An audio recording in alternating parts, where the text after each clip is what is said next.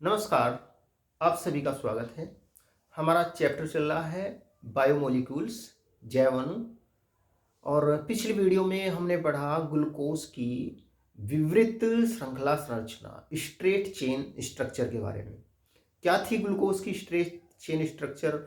Glucose के अणु में एक एल्डिहाइड समूह होता है। देखो मैं फिर से लिख रहा हूँ इसको। ये ग्लूकोज के अणु में 6 कार्बन परमाणुओं की एक स्ट्रेट चेन होती है और इसमें एक एल्डिहाइड समूह होता है, ये CHO, ये एल्डिहाइड समूह। और इसमें 5 OH समूह होते हैं। और देखो इसमें ये 6 कार्बन परमाणु इस तरीके से होते हैं, 1 2 तीसरा कार्बन, चौथा, पांचवा और ये छठा कार्बन। तो 5 इसमें OH समूह होते हैं। पहला OH समूह ये दूसरे कार्बन पर, ये OH, एक H इधर रखो। तीसरे कार्बन का OH बाईं ओर रखिए, H को दाईं ओर रखो। और चौथे 5वें कार्बन पर OH दाईं ओर लगाइए, H को बाईं ओर लगाइए। और ये छठा कार्बन जो होता है ये CH2OH समूह होता है। तो ये होती है कार्बन की विवृत श्रृंखला संरचना, या इसको बोलते हैं स्ट्रेट चेन स्ट्रक्चर। और ये है ग्लूकोज,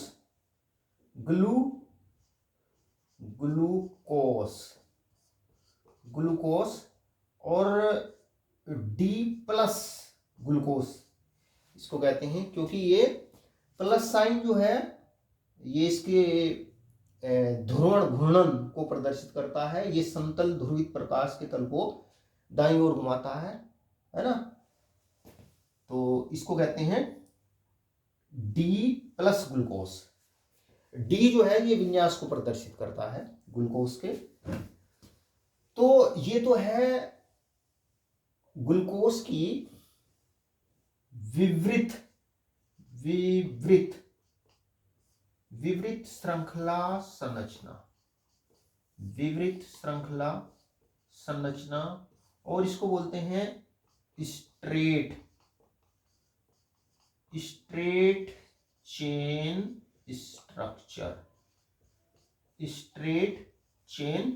स्ट्रक्चर। और इसे रिजु श्रृंखला संरचना भी बोलते हैं। देखो ये जो ग्लूकोज की स्ट्रेट चेन स्ट्रक्चर होती है, इसके द्वारा ग्लूकोज के अधिकांश गुणों की व्याख्या की जा सकती है इस संरचना के द्वारा। लेकिन ग्लूकोज कई ऐसी रासायनिक अभिक्रियाएं प्रदर्शित करता है जिनकी व्याख्या इस ओपन चेन स्ट्रक्चर के द्वारा, इसको स्ट्रेट चेन स्ट्रक्चर या इसको ओपन चेन स्ट्रक्चर भी बोलते हैं। तो इस स्ट्रेट चेन स्ट्रक्चर के द्वारा ग्लूकोज की कुछ रासायनिक अभिक्रियाओं की व्याख्या नहीं की जा सकती। अधिकांश रासायनिक गुणों की व्याख्या इस संरचना सूत्र के द्वारा की जाती है, लेकिन कुछ रासायनिक अभिक्रियाएं ग्लूकोज की ऐसी है कि वो इस संरचना सूत्र के द्वारा, स्ट्रेट चेन स्ट्रक्चर के द्वारा उनकी व्याख्या नहीं कर सकते। जैसे पहली, ग्लूकोज सिर्फ परीक्षण नहीं देता। सिर्फ परीक्षण देखो ग्लूकोज में ये एल्डिहाइड समूह है। देखो ये CHO, ये क्या है? ये एल्डिहाइड समूह है। जो एल्डिहाइड होते हैं ना, एल्डिहाइड सिर्फ अभिकर्मक के साथ जब अभिक्रिया कराते हैं ना तो वो गुलाबी रंग देते हैं। लेकिन ये जो ग्लूकोज है ये सिर्फ अभिकर्मक के साथ में अभिक्रिया नहीं करता। इसी प्रकार से सोडियम बाइसल्फाइड NaHSO3, ये होता है सोडियम बाइसल्फाइड। जो एल्डिहाइड होते हैं ना, एल्डिहाइड, हमने एल्डिहाइड कीटोन में पढ़ा कि जो एल्डिहाइड होते हैं वो सोडियम बाइसल्फाइड के साथ में यौग उत्पाद बनाते हैं। वो क्या बनाते हैं? यौग उत्पाद, एडिशन प्रोडक्ट बनाते हैं। एडिशन प्रोडक्ट बनाते हैं। लेकिन अब देखो इस स्ट्रेट चेन स्ट्रक्चर में तो ये एल्डिहाइड समूह है, तो इसको सिर्फ फ्रिक्शन देना चाहिए था। अगर इसमें एल्डिहाइड समूह है तो इसमें इसको सिर्फ फ्रिक्शन देना चाहिए था। इसको सोडियम बाइसल्फाइड के साथ में योग उत्पाद बनाना चाहिए था, लेकिन ग्लूकोज जो है वो इनके साथ में अभिक्रिया नहीं करता। अच्छा, इसी प्रकार से ग्लूकोज हमने देखा कि जब ग्लूकोज की अभिक्रिया एसिटिक एनहाइड्राइड के साथ में कराते हैं तो ग्लूकोज पेंटा एसीटेट बनता है। ग्लूकोज की अभिक्रिया एसिटिक एनहाइड्राइड के साथ में कराने पर क्या बनता है? ग्लूकोज पेंटा एसीटेट बनता है। पेंटा एसीटेट बनता है, जहां पर ये जो 5 OH समूह है ना, ये H की जगह CH3CO समूह इसमें आ जाता है, तो ग्लूकोज पेंटा एसीटेट बनता है। तो अब इसमें जो CH3CO समूह है वो CH3CO समूह H, ये जो एल्कोहलिक OH समूह है ना, इसके यह जो H है इसकी जगह CH3CO समूह आता है, पांचों की जगह, यहाँ भी यहाँ भी यहाँ भी और यहाँ भी, तो ग्लूकोज पेंटा एसीटेट बनता है। तो इसमें ये एल्डी समूह ने तो कोई भाग ही नहीं लिया, लेकिन जो ग्लूकोज पेंटा एसीटेट होता है ना, वो हाइड्रोक्सिल अमीन के साथ में NH2OH के साथ में कोई अभिक्रिया नहीं करता। अब ग्लूकोज पेंटा एसीटेट बनने में इस समूह ने तो भाग नहीं लिया, एल्डिहाइड समूह ने तो भाग नहीं लिया। तो अब जो एल्डिहाइड होते हैं ना, वो हाइड्रोक्सिल एमीन के साथ में अभिक्रिया करते हैं, लेकिन जो ग्लूकोज पेंटा एसीटेट होता है वो हाइड्रोक्सिल एमीन के साथ में अभिक्रिया नहीं करता। तो इससे ये इंडिकेट होता है कि ग्लूकोज में मुक्त एल्डिहाइड समूह नहीं है, फ्री CHO समूह इसमें ग्लूकोज पेंटा एसीटेट में मुक्त CHO समूह नहीं है।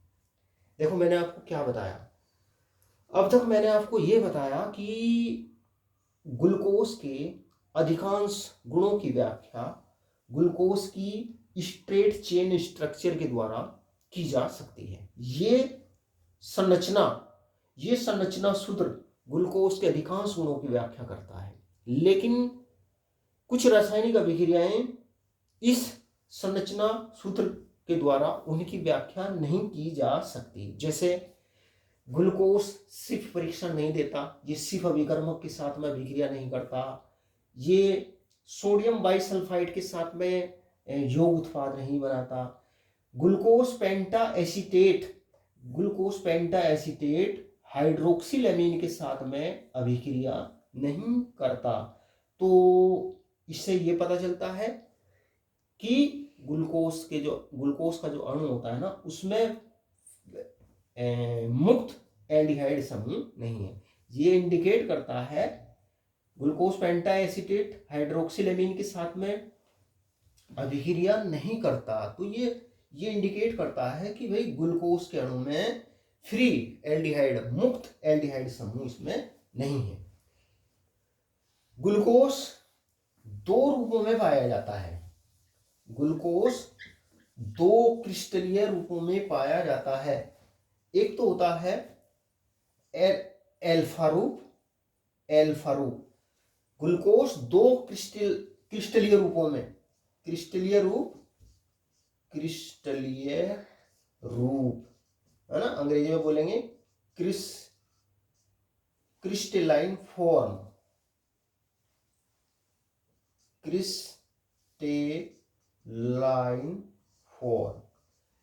देखो जो ग्लूकोज होता है वो 2 क्रिस्टलीय फॉर्म में पाया जाता है, क्रिस्टलाइन फॉर्म में पाया जाता है, एल्फा रूप, एल्फा फॉर्म और बीटा फॉर्म।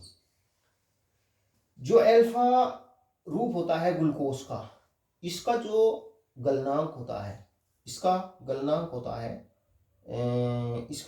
होता है 419 केल्विन। इसका जो मेल्टिंग पॉइंट होता है 419 केल्विन होता है, और जो बीटा फॉर्म होती है ग्लूकोज की उसका गलनांक 423 केल्विन होता है। ये जो अल्फा रूप होता है ग्लूकोज का, अल्फा रूप, ये ग्लूकोज के संतृप्त विलयन का 308 केल्विन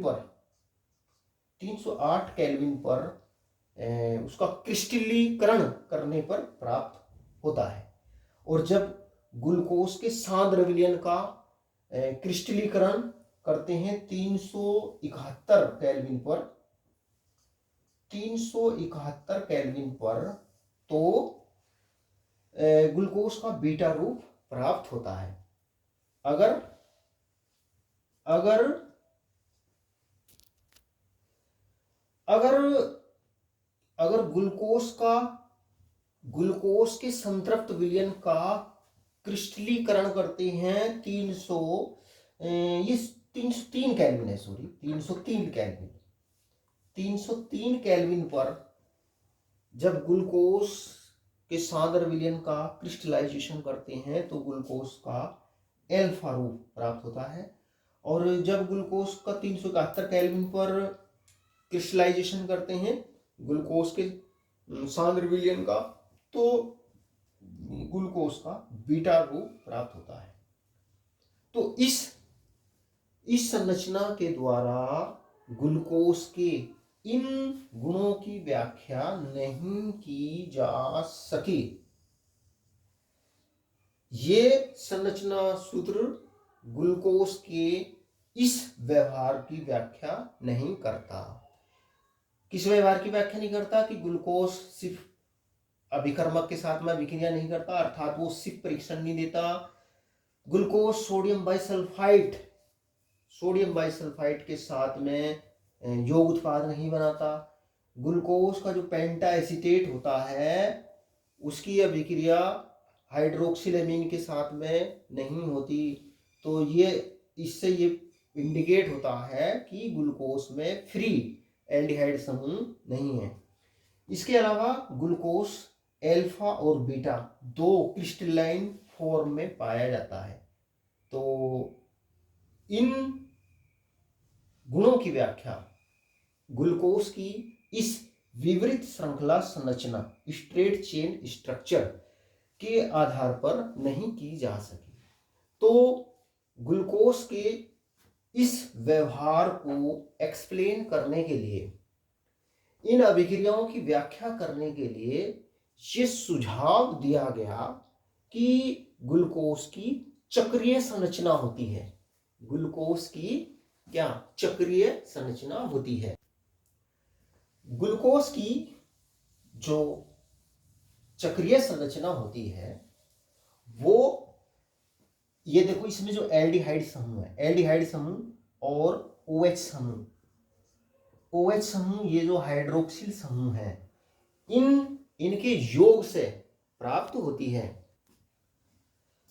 तो ये सुझाव दिया गया कि जो ग्लूकोज होता है, ग्लूकोज की साइक्लिक स्ट्रक्चर होती है, चक्रीय संरचना होती है, और ये चक्रीय संरचना एल्डिहाइड समूह और ये जो हाइड्रोक्सिल समूह है, 5वें कार्बन पर जो ये OH समूह है, इनके परस्पर योग से होती है। ये ग्लूकोज की जो चक्रीय संरचना होती है, ग्लूकोज की चक्रीय संरचना में पहले कार्बन का जो ये एल्डिहाइड समूह है, एल्डिहाइड समूह में ही है ये कार्बन, एल्डिहाइड समूह, और ये जो 5वां कार्बन पर उपस्थित ये जो OH समूह है, ये एल्डिहाइड समूह और ये OH समूह ये परस्पर संयोग करके एक 6 सदस्यीय हेमिंग एसिटेल रिंग बनाते हैं। इस प्रकार से बनाते हैं। देखो ये जो एल्डिहाइड समूह होता है ना, देखो ये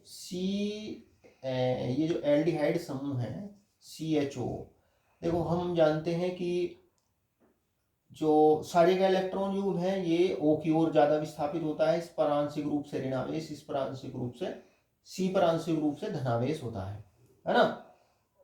तो ये जो एल्डिहाइड समूह है, एल्डिहाइड समूह का कार्बन, ये जो OH समूह का ऑक्सीजन है, इस पर साझे का एक इलेक्ट्रॉन युग्म जो है ना, इस इलेक्ट्रॉन युग्म को ये कार्बन ग्रहण कर लेता है ना। क्योंकि आप समझ सकते हैं इसको, इस पर आंशिक रूप से पॉजिटिव चार्ज होता है, तो ये इलेक्ट्रॉन युग्म को ये ग्रहण करता है। और जब इलेक्ट्रॉन युग्म ये ग्रहण करता है, जब ये इलेक्ट्रॉन युग्म ग्रहण करता है ना, तो ये जो पाई बंध है, इस एक इलेक्ट्रॉन युग्म इस O के पास में चला जाता है। O के पास में जाएगा तो O के ऊपर नेगेटिव चार्ज आएगा, है ना।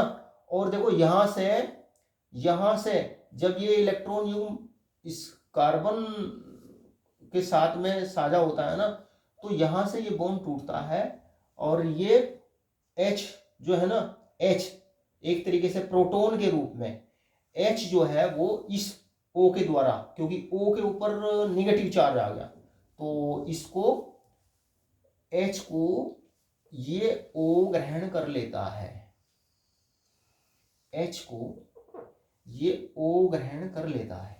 तो इस प्रकार से एक 6 सदस्यीय हेमी एसिटल रिंग बन जाती है। देखो इस प्रकार से ये कार्बन, 6 कार्बन बनाओ पहले, 4 5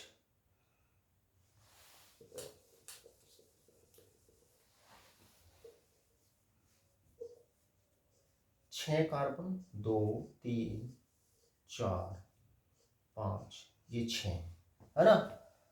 ये 6 कार्बन, ये CH2OH समूह हमने लास्ट वाला ले लिया। और अब देखो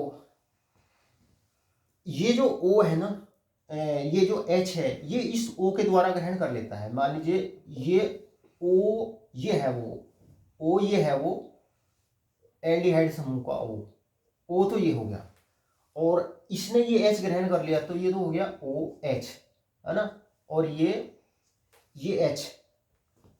अब ये जो O है, ये वाला O, ये वाला O, ये वाला O, ये O, ये है, और इसने साझे के लिए इस कार्बन को ये अपना इलेक्ट्रॉन युग्म दिया, इस कार्बन को, है ना। अब देखो ये पहला कार्बन है, ये पहला कार्बन, दूसरा, तीसरा कार्बन, चौथा कार्बन, पांचवा, और ये छठा कार्बन है। तो इसका जो ये O इस H को ग्रहण करके ये OH हमने बना दिया। अब ये OH दूसरे कार्बन पर, बाकी सब ऐसे ही रखो, ये OH, यहाँ पे ये H, और तीसरे कार्बन का जो OH होता है ना, इसको बाईं ओर रखते हैं। तीसरे कार्बन के OH को बाईं ओर रखते हैं, बाकी OH को दाईं ओर रखते हैं। OH, ये H, और यहाँ पे ये H। तो इस प्रकार से ये एक 6 सदस्यीय हेमी एसिटल रिंग बन जाती है, जिसमें देखो, जिसमें OH समूह, ये H इस O के साथ में, ये OH समूह इसमें ये हमने लिख दिया, इसको दाईं ओर लिख दिया, है ना। या इसको पहले इधर रखो, बाईं ओर रखते हैं, इसको इधर रखेंगे OH, इसको हमने, एक ही बात है, इससे कोई फर्क नहीं पड़ता, H। इसी प्रकार से एक दूसरी चक्रीय संरचना और बनाइए, 2 6 कार्बन बनाओ, 3 4 5, और ये 6 कार्बन। अब इसमें OH को अंदर की तरफ रखो, OH, ये H, है ना। ये कार्बन है 6, 1 2 3 4 5 6, है ना। तो ये हो जाएगा, ये ऑक्सीजन, है ना। ये 5वां कार्बन, दूसरे कार्बन का OH दाईं ओर रखते हैं, तीसरे कार्बन का OH बाईं ओर रखते हैं, ध्यान रखना है, तीसरे कार्बन का OH बाईं ओर रखते हैं, ये OH H और यहाँ पे H, ये CH2OH है ना, ये छठा कार्बन है, ये CH2OH। तो ये जो दो संरचनाएं हैं ये कहलाती है ग्लूकोज की चक्रीय संरचना, है ना। और ये जो चक्रीय संरचनाएं होती है ना, ये इस ओपन चेन जो स्ट्रक्चर है ग्लूकोज की, इसके साथ में ये साम्य की अवस्था में रहती है। इसके साथ में ये क्या साम्य की अवस्था में रहती है। जो साइक्लिक स्ट्रक्चर है ग्लूकोज की, वो ओपन चेन स्ट्रक्चर के साथ में साम्य की अवस्था में रहती है। साम्य की अवस्था में रहती है। अब देखो, ये जो संरचना है, इस संरचना में ये जो दो चक्रीय संरचनाएं है ना, ये दोनों संरचनाएं केवल ये जो पहला कार्बन है, पहले कार्बन पर OH समूह के विन्यास में भिन्न है। इन दोनों संरचनाओं में अंतर क्या है कि दोनों संरचनाओं में जो ये OH समूह है ना, इसका विन्यास अलग है। इसमें तो OH समूह दाईं ओर है और इसमें OH समूह बाईं ओर है। तो ये जो यौगिक है जिसमें OH समूह दाईं ओर है, ये कहलाता है अल्फा डी ग्लूकोज। इसको कहते हैं alpha D plus glucose, alpha D plus glucose. ये क्या है, अल्फा डी प्लस ग्लूकोज, है ना। और ये जो अल्फा डी प्लस ग्लूकोज है ना, अल्फा डी प्लस ग्लूकोज, ये ब्रैकेट के अंदर का जो ये साइन है ना, ये इसकी ध्रुवण घूर्णकता को प्रदर्शित करता है कि ये प्लस साइन जो है ये समतल ध्रुवित प्रकाश के तल को दाईं ओर घुमाता है। ये शो करता है कि ये समतल ध्रुवित प्रकाश के तल को, ये ध्रुवण घूर्णकता को प्रदर्शित कर रहा है। ये डी इसके विन्यास को प्रदर्शित करता है ना। कार्बोहाइड्रेट के डी और एल दो विन्यास होते हैं, है ना। पिछली वीडियो में ये बताया है हमने। तो ये तो है अल्फा डी ग्लूकोज, और ये होता है जिसमें पहले कार्बन पर OH समूह बाईं ओर होता है, ये होता है बीटा डी ग्लूकोज। इसको कहते हैं beta D glucose, beta D glucose. अब इसको एक बार फिर दोबारा देखते हैं कि ये जो चक्रीय संरचना होती है, ये जो रिंग होती है, ये वाली रिंग, ये किस प्रकार से बनती है।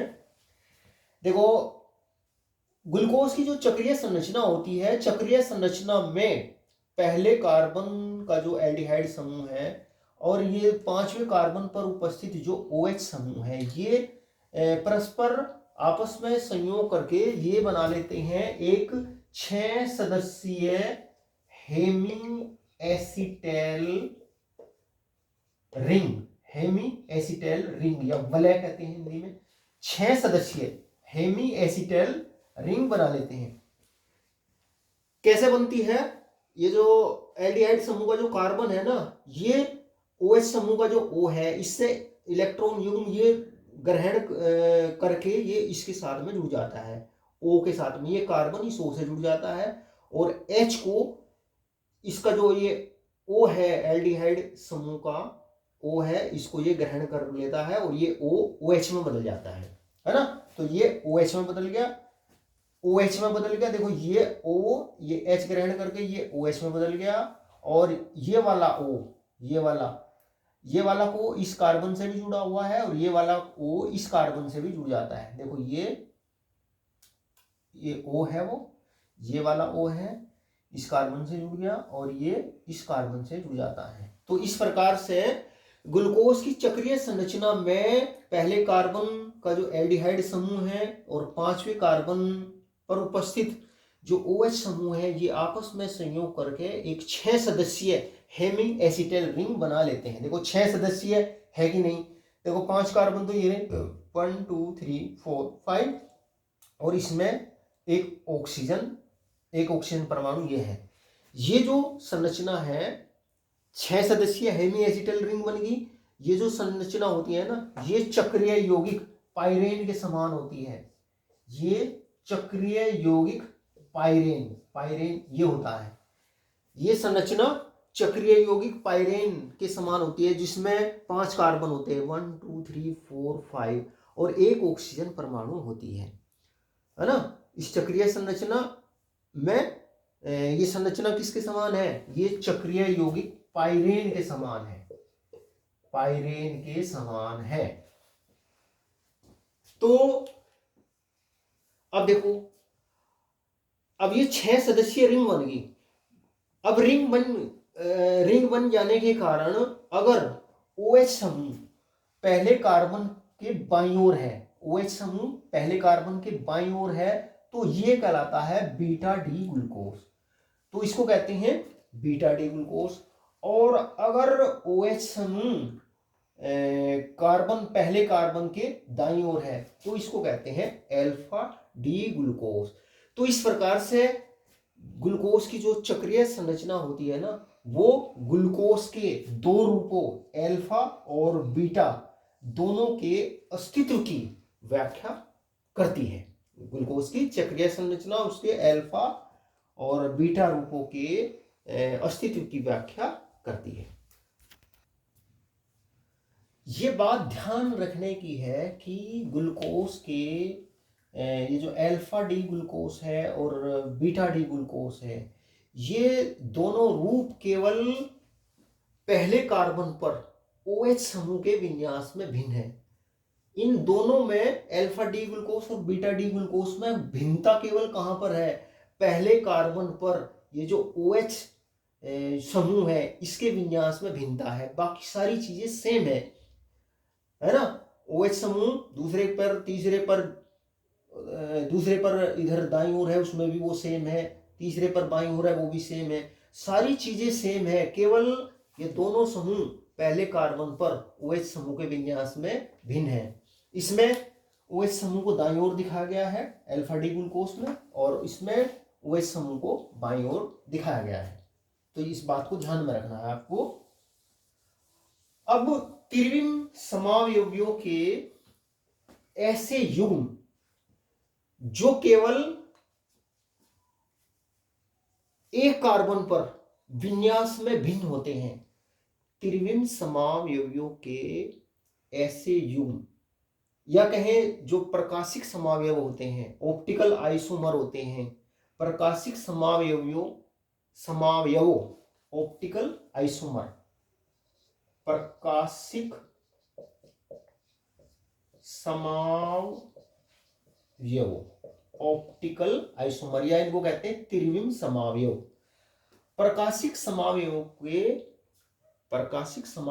के ऐसे युग्म जो केवल एक कार्बन पर OH समूहों के विन्यास में भिन्न होते हैं, या कहें कि केवल एक कार्बन पर जिनका विन्यास भिन्न होता है, ऐसे युग्म कहलाते हैं एनोमर।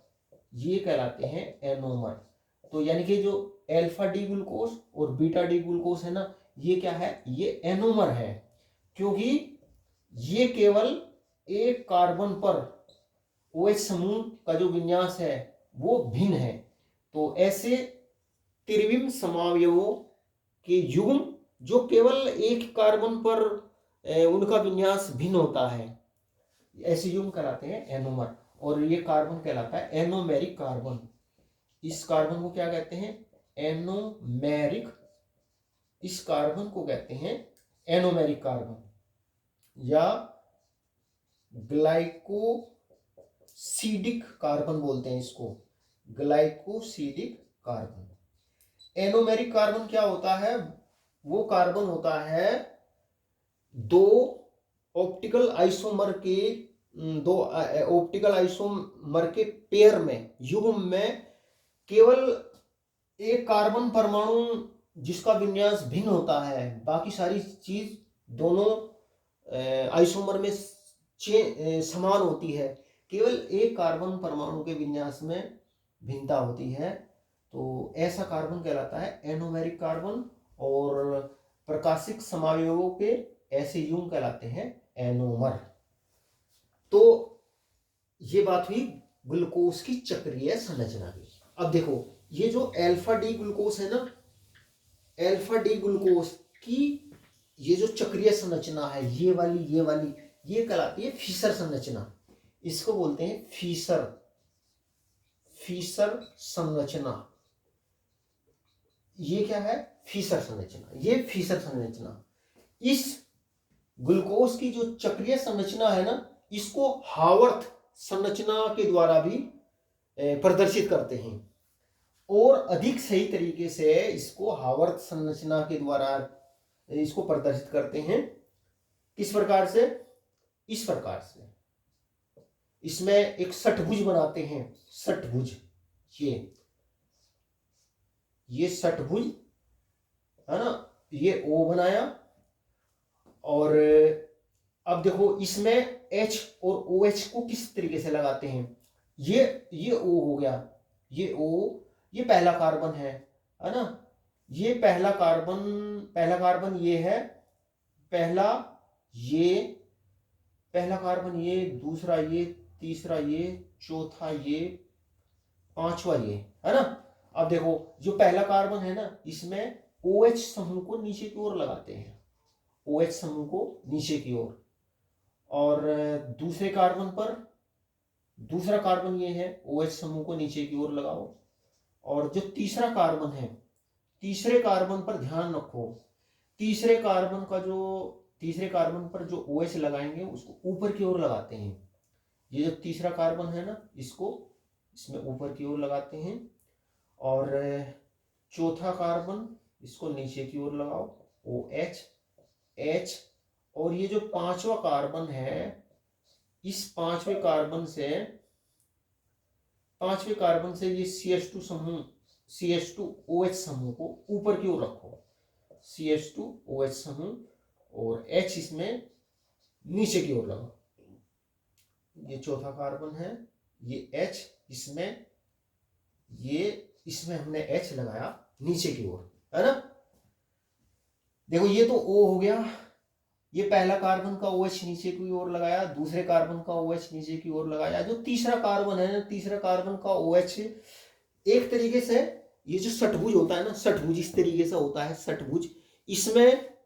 इसमें जो तीसरे कार्बन का ये OH है, और जो पांचवें कार्बन पे जो CH2OH समूह है, ये तो ऊपर की ओर है। और बाकी ये जो OH समूह है ना, ये नीचे की ओर लटके हुए हैं, तो इसमें ये ध्यान रखो, अगर हम इसको केवल कागज के तल पर ही देखते हैं ना, तो OH समूह को इसमें ये रिंग में आता है। OH समूह रिंग में आने का मतलब ये ऊपर, तल से ऊपर की ओर है ना। तो ये संरचना कहलाती है हावर्थ संरचना। इसको बोलते हैं हावर्थ संरचना। अच्छा, इसी प्रकार से वो जो बीटा डी ग्लूकोज है उसको लिखते हैं। उसमें इस OH को ऊपर की ओर लिखेंगे, OH को ऊपर की ओर, H को नीचे की ओर लिखेंगे, बाकी सब चीज सेम है। देखो इस तरीके से। और ये जो संरचना है ना, ये चक्रीय यौगिक पाइरेन के समान है, इसलिए इसको पाइरेनोस संरचना भी कहते हैं, पाइरेनोस संरचना। अच्छा, इसकी हावर्थ संरचना बनाते हैं। ये पहले एक षट्भुज बनाओ, ये हमने बनाया षट्भुज, है ना। ये षट्भुज हमने बनाया। और इसमें ये यहां पर O है, और इसमें ये जो OH है ना, ये ऊपर की ओर है, ये OH ऊपर की ओर, ये OH H। बाकी तीसरे कार्बन का जो H है ना, तीसरे कार्बन, देखो ये पहला कार्बन है, पहला, ये दूसरा, ये तीसरा कार्बन, इसका OH ऊपर की ओर है, OH H। ये चौथा नीचे की ओर OH H, और ये पांचवा इसमें CH2OH समूह ऊपर की ओर लगाओ, ये H। तो ये सूत्र, ये जो संरचना कहलाती है, ये वाली ये कहलाती है हावर्थ संरचना। क्या कहलाती है ये? हावर्थ संरचना।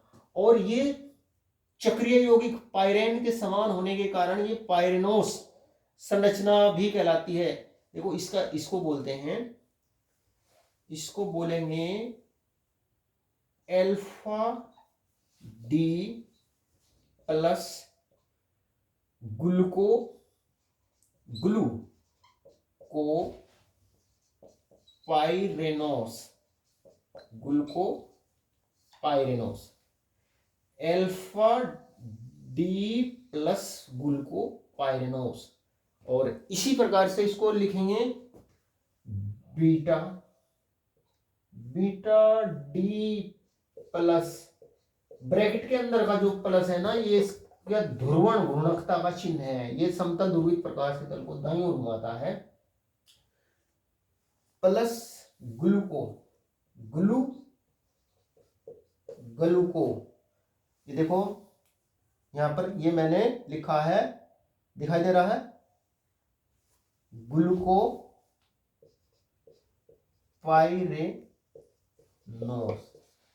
ग्लूकोपाइरेनोस। तो ये जो संरचना है ये क्या कहलाती है? ये कहलाती है हावर्थ संरचना। और ये वाली संरचना कहलाती है, ये कहलाती है फिशर संरचना। तो इस प्रकार से, और ये ग्लूकोज की ये जो दोनों चक्रीय संरचनाएं होती है, अल्फा डी और बीटा डी ग्लूकोज, ये जो ओपन चेन स्ट्रक्चर होती है, मतलब ये जो स्ट्रेट चेन स्ट्रक्चर है, ये इसके साथ में साम्य की अवस्था में रहती है। मतलब ग्लूकोज की जो तीनों संरचनाएं होती हैं वो एक दूसरे के साथ में साम्य की अवस्था में रहती है। तो इस प्रकार से इन संरचनाओं के द्वारा, ये जो चक्रीय संरचनाएं है ना, इनके द्वारा ग्लूकोज की जो जिन गुणों की व्याख्या इस स्ट्रेट चेन स्ट्रक्चर के द्वारा नहीं की जा सकी, उनकी व्याख्या इनके द्वारा की जा सकती है। तो ये बात हुई ग्लूकोज की चक्रीय संरचना।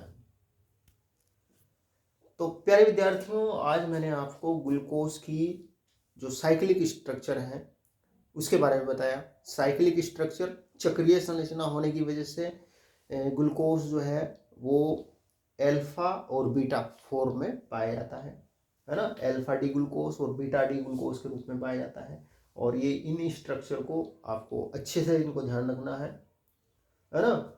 और ऐसे ही ये है वो बीटा डी ग्लूकोज, ये अल्फा डी ग्लूकोज। देखो बड़ा आसान है याद रखना। इसको कैसे याद रखते हैं? पहले एक हमने षटभुज बनाया है ना, षटभुज में O लिखा हमने ऊपर, है ना, और OH का ध्यान रखते हैं। अगर इसमें पहले कार्बन पर OH ऊपर रखते हैं तो ये बीटा डी ग्लूकोज होगा, और बाकी में तीसरे कार्बन पर OH को ऊपर की ओर रखते हैं, CH2OH पांचवें कार्बन पर ऊपर की ओर रखते हैं। तो इसको लिख करके आपको देखना है तो याद हो जाएगा। तो प्यारे विद्यार्थियों, आज की वीडियो में इतना ही। वीडियो अच्छा लगे तो लाइक करना, शेयर करना और चैनल को सब्सक्राइब करना। चैनल का नाम है chemistry bye Ashok Kumar. Thank you, नमस्कार।